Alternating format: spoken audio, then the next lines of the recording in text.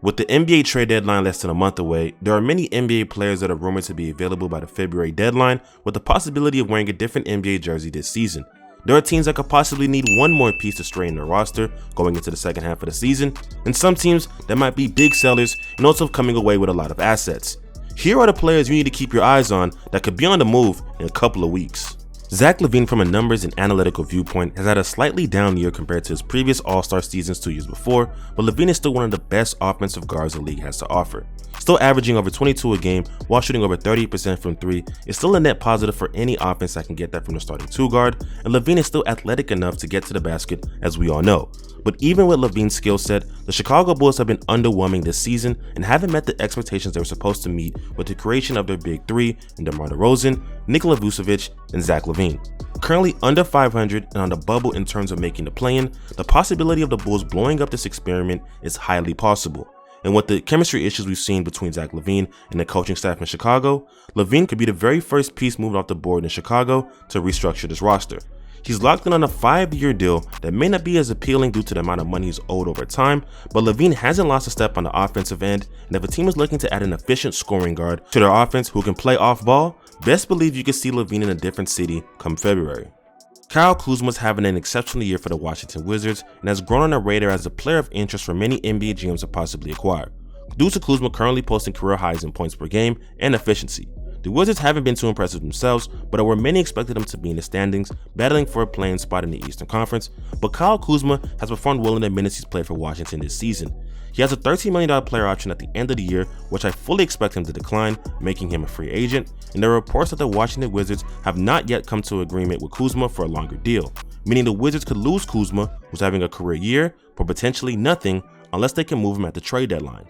Kuzma's also been part of championship success back in 2020 with the Lakers, which makes acquiring him much more appealing as a player with experience in the postseason and a viable 6-man who can aid your second unit in a lesser role. Depending on how the Wizards perform in January, we could see Kuzma on the move to a playoff contending team. Every contending team needs a versatile wing defender in the NBA to compete, and OG Anunoby is a prototypical wing you like to have on the perimeter for your squad, and I believe he'll be available at the trade deadline. OG is currently leading the league in steals per game and has been a great on-ball defender this season as well. At 6'8", 232 pounds, his size makes him so skilled at defending wings and taller guards, and he does a great job at staying in front of the offensive player. The Toronto Raptors this season have been a complete disappointment, and like the Chicago Bulls, there is a likelihood the Raptors will make multiple trades to blow up the roster. Selling high on OG makes sense because he is a talented two-way wing in our league who's giving you close to 19 points a night, but OG has dealt with many injury issues that have kept him off the court over the past 2 seasons. I'm not saying it's going to be a lingering issue because he has played some games this year, but it would be smart for the Toronto Raptors and Masai Ujiri to take that in mind if they want to take full advantage of the trade deadline to reconstruct their roster. Jakob Poeltl for the San Antonio Spurs is an underrated big man who does all the small things that aid a franchise at the center position. A nightly double-double is what Poeltl is providing for the Spurs, and alongside, he's been a very solid rebounder, especially on the offensive glass. He knows how to set hard screens to free up his teammates coming off the screen, and he's been a decent passer for the Spurs when the ball is in his hands in a low post or high post. Poeltl has also shown that he can hold his own in the interior defensively, contesting and blocking shots with a 7'1" height and long reach as well. With Poeltl becoming a free agent this upcoming offseason, I think championship level teams should be very intrigued in acquiring Jakob Poeltl with what he can provide for the cost you'd have to pay to get him. San Antonio hasn't shown any interest in re-signing the 27-year-old due to their current rebuild that doesn't fit with Poeltl and his age, so I can see them definitely trying to move Poeltl to gain assets for the skilled big man. Another player I could see being available is Bojan Bogdanovich from the Detroit Pistons.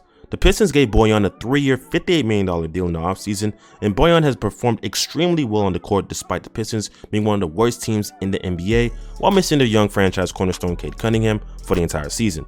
Bojan has been one of the most efficient players this season, averaging over 20 points per game while flirting with the 50-40-90 club as well. Alongside with his scoring upside that translates well in an off-ball setting, he's also an underrated passer and playmaker for the Pistons despite it not showing up in the assist column. He's a solid frame at 6'7" to be a net neutral on defense and has shown flashes of being an average defender back in his days playing with the Utah Jazz and Indiana Pacers. It's not a strength of Bojan's, but it's for sure not an overwhelming weakness. The Pistons have Bojan on a steal of a contract and locked in for 3 years, so many teams could be intrigued in acquiring Bojan, who's currently outplaying his current deal. Detroit is still rebuilding, and moving Bojan, who has been clearly a great piece, may be the best move in selling high and getting picks and expiring deals for more flexibility in the offseason and their rebuild. Every trade deadline, Myles Turner somehow finds his way in trade rumors, and it seems like it's almost a guarantee to hear about an upcoming trade sending him out of Indiana. However, this might be the year those rumors might actually happen. Myles recently declined the Pacers' contract extension and is an upcoming free agent this offseason, where he has multiple teams that will look to add him to their roster. In addition, Myles is having his best season as a Pacer, currently posting career highs in points, rebounds, and shooting efficiency, which has helped the Pacers look like one of the more surprising teams in the association. Myles is an excellent shot blocker with his ability to turn shots at the rim or drives, leading the league in blocks per game twice in his career, and has shown the ability to knock down a standstill jump shot. With the Pacers not coming to an agreement on an extension and in the middle of their rebuild, trading Myles Turner to another team could very much occur. Myles would be a great pickup to mix up your offensive attack and a good piece to help protect the rim. The last two guys I want to mention are 20-point per game scorers in the league currently and can provide valuable minutes for a contending team in a reduced role. They're also both on expiring deals and will be free agents at the end of the year. Those two guys are Kelly Oubre and Jordan Clarkson.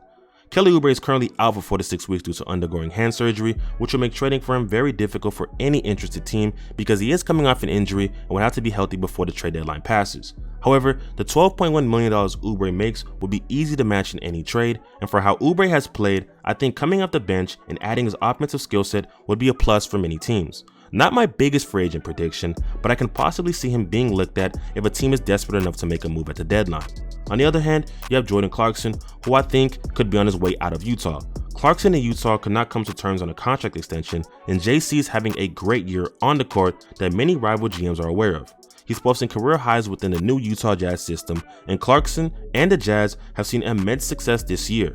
Clarkson has been a former 6th Man of the Year award winner and is an excellent offensive piece with his shooting and ability to get to the rim. In addition, Utah may decide to pile on more assets to try not to lose JC for nothing, making his exit out of Utah even likelier.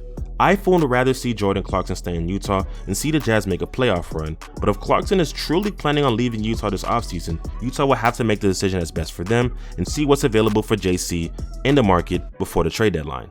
What do you guys think? What other players do you expect to be traded by the February 9th trade deadline this year? Let me know your thoughts in the comment section. If you enjoyed the video, be sure to leave a like and subscribe to the channel, and be sure to turn that post notification bell on so you never miss a video. Until next time, stay on beat.